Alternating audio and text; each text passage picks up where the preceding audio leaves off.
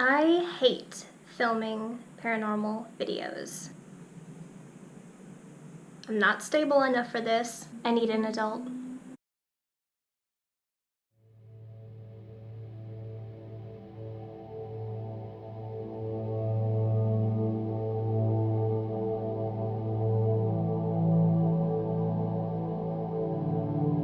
And I'm back. Hey guys, welcome back to this channel. Happy Friday, and I think today we're gonna take a little break from the conspiracy world and talk about some more supernatural stuff. It'll be nice to take a break. What do you think? Today I wanted to share with you guys a very strange story that is quite near and dear to my heart. So I've never mentioned this on here, but I grew up in Nashville, Tennessee. And if you're from that area, you've heard of a lot of ghost stories pertaining to Tennessee, and the most popular is that of the Bell Witch. The Bell Witch is the only spirit or entity who has been officially accused of murdering a human being in the United States. Yes, prepare yourself.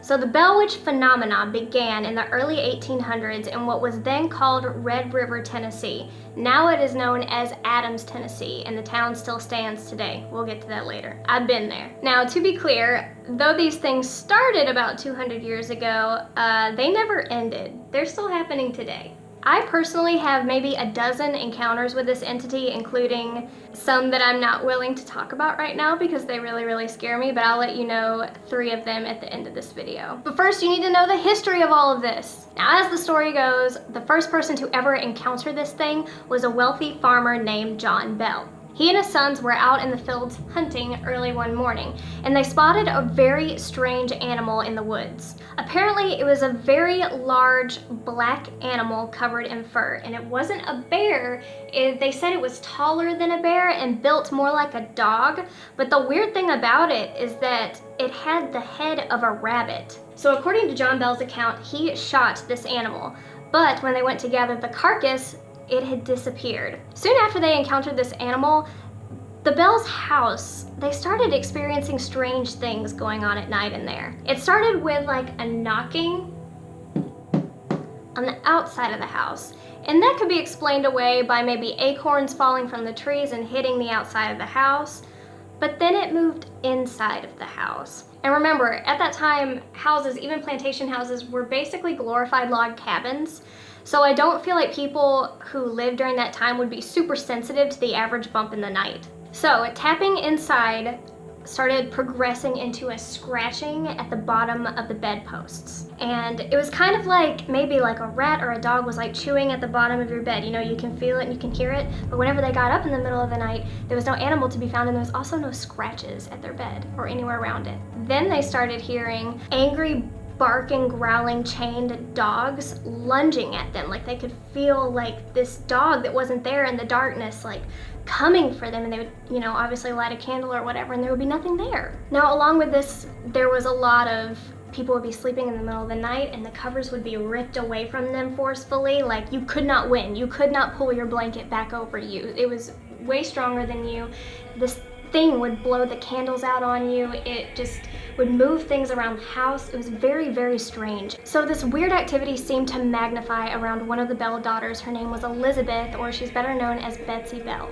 She was 12 years old when this all started, and it lasted until she was almost 17. It tormented this poor girl day and night. It slapped her, it pulled her by the hair. It's even said that maybe it possessed her at certain times. It was bad. Now, one of the most crazy and unique things about this spirit is that it was able to talk. I mean, a literal voice, like as if somebody was standing next to you. It could talk to you. It could carry on a conversation. It started as whispers, and then it grew to moaning, and then it grew into a fully embodied voice and a presence within the house that you could call on and you could have conversations with it. Like, how crazy is that? Now, of course, when this voice materialized, the Bells and their friends and their pastors would ask it, "What are you doing? Why are you doing this to this family? And who are you? Who were you when you were alive?" Thinking that, of course, it's a ghost.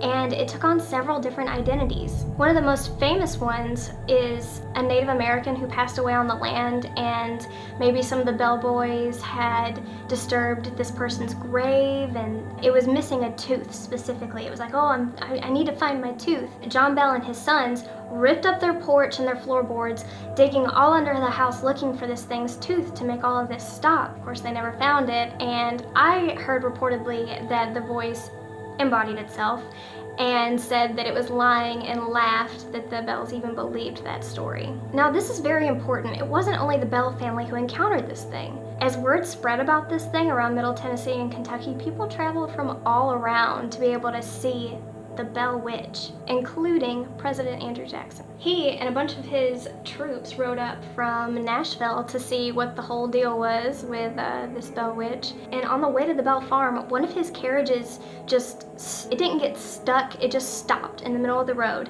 It was as if the carriage was too heavy for General Jackson's horses to pull.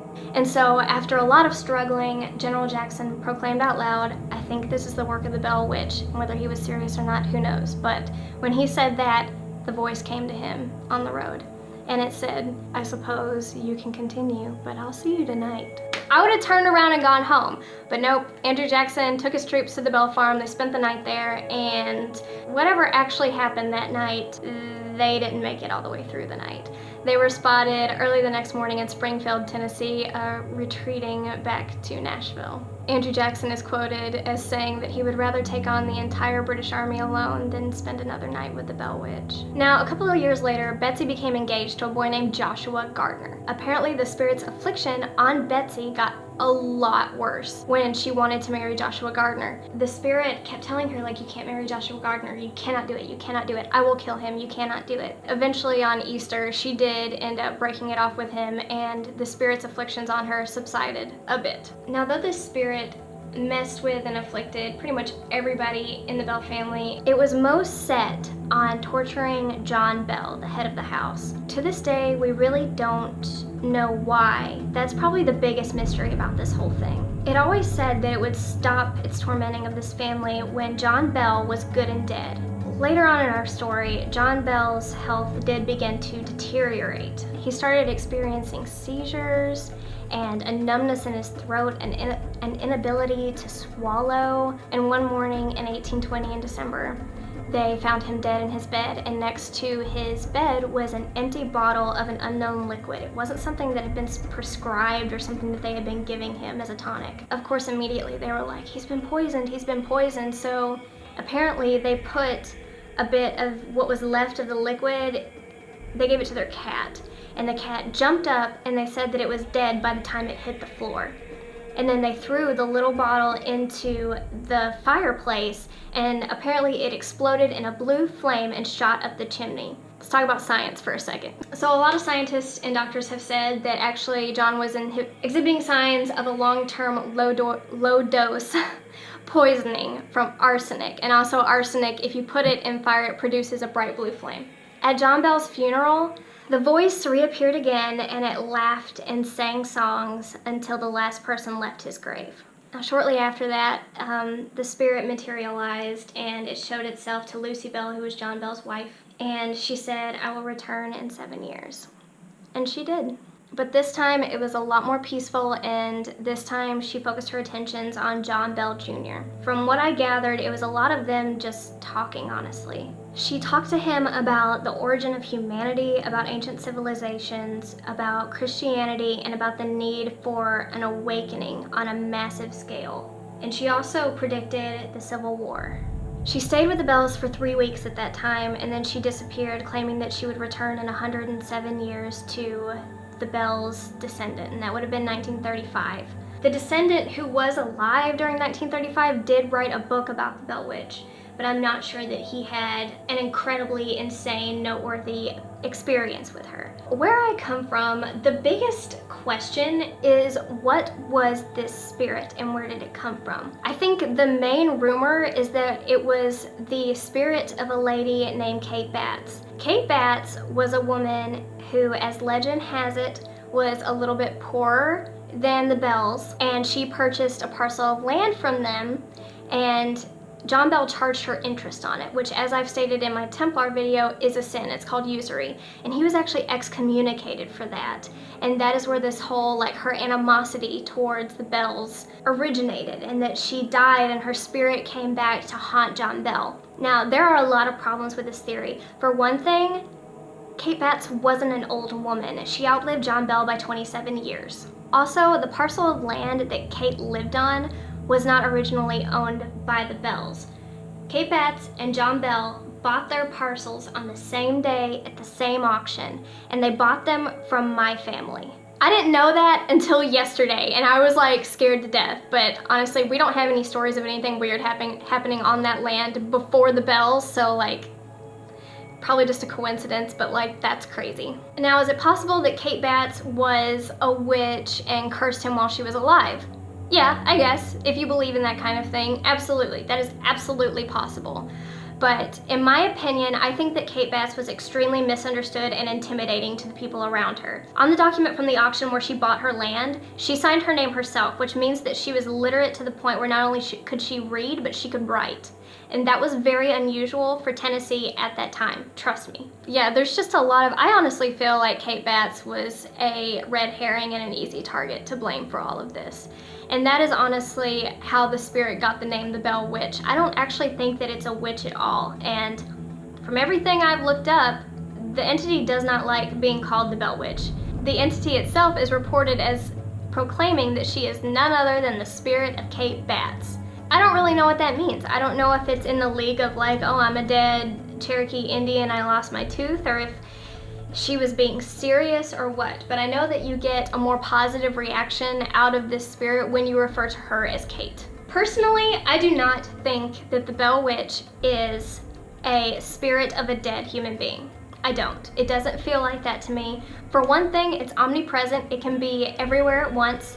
It is stated that it was able to quote verbatim 2 sermons that happened on the same day at the same time, 17 miles apart. A lot of people have said that maybe it is the spirit or multiple spirits of angry Cherokee Indians who had their land stolen from them. I do get a little bit skeptical when I see people witness paranormal activity and immediately jump to the conclusion of Indian burial ground. I will say that. Now, as I mentioned before, the Bell Witch is still a thing today. It's a thing that the older generation are very reluctant to talk about. When I was in high school, our theater department did a play on the Bell Witch, about the Bell Witch. But I remember everybody talking about strange experiences that they would have while working on the show.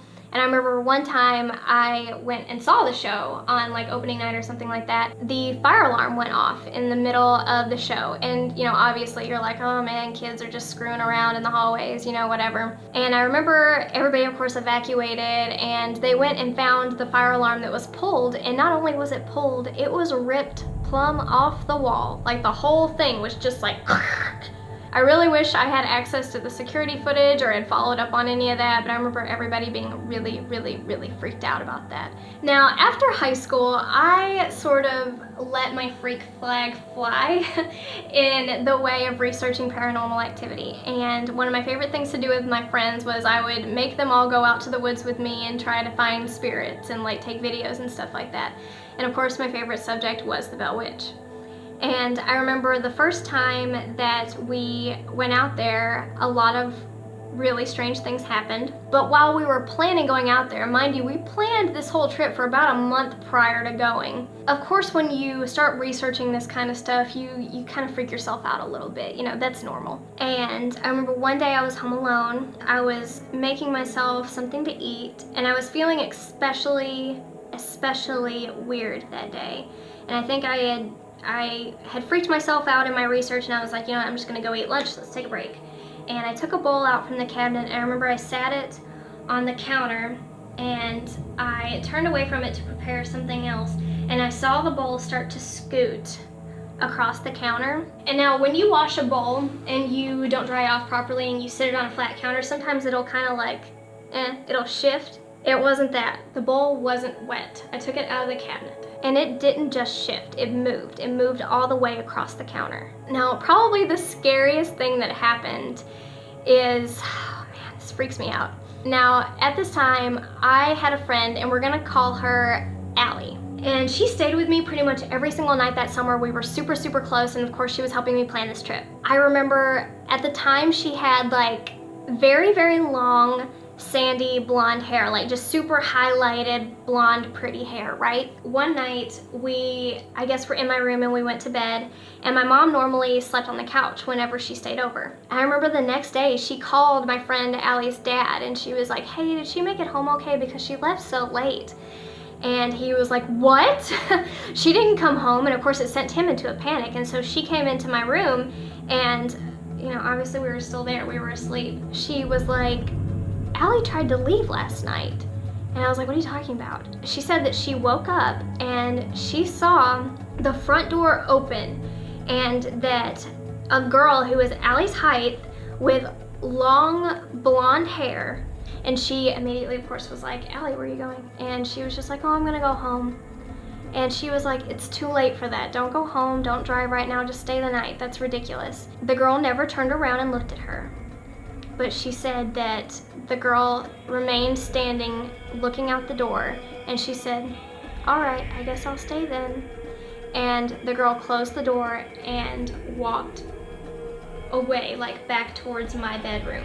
There are a lot of things weird about this. For one thing, Allie never left my room that night. Period. She never tried to go home. I remember that she fell asleep before me. There was no reason for her to try to go home. She lived all the way across town. It was the middle of summer, and Allie was not the kind of girl to sacrifice her personal comfort for like wearing her hair down. What I mean is that she wore her hair up in a messy bun all the time if we were just hanging out, and especially if it was in the middle of the night and we were like having a sleepover. Her hair would have been up in a messy bun. There was no reason for it to be brushed and worn down her back. In my opinion, it is very safe to say that that person, that thing that my mom saw and talked to, was not Allie. Even Allie says that she never walked out of that room that night. I think that my mom saw an apparition of either the ghost of Betsy Bell or the Bell Witch, the spirit, excuse me, Kate.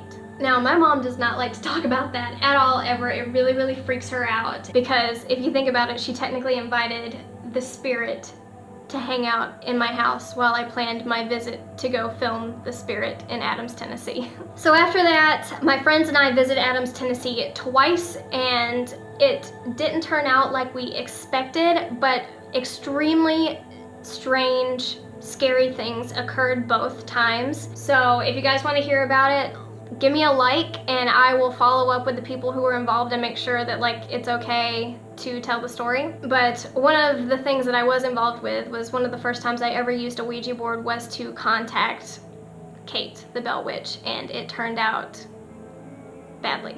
Don't ever do that. I explained in my Ouija board documentary, and I'll link it below, that you should not ever try to contact a dark entity. You really shouldn't try to use a Ouija board ever. So I messed up back then and I learned my lesson. Alright you guys, I think I've covered everything that needs to be covered right now. My camera keeps turning itself off, which is super annoying, but I have to admit I kind of expected something to happen. Now if only she'll let me export this and edit it so I can get it up for you guys. Don't mess with dark spirits, be careful out there. If you guys want to learn more about the Bell Witch, it's online, and I would recommend caution. A lot of the documentaries out there, especially the professionally made ones, are completely false and narcissistic and kind of embarrassing. So consider yourself warned. Alright guys, I hope you enjoyed this video. If you did, give me a thumbs up. Don't forget to subscribe to this channel, and you can go ahead and hit that bell if you feel like you need notifications for when new videos are posted here. And that's about it. I love you guys. I'll see you next week. Bye!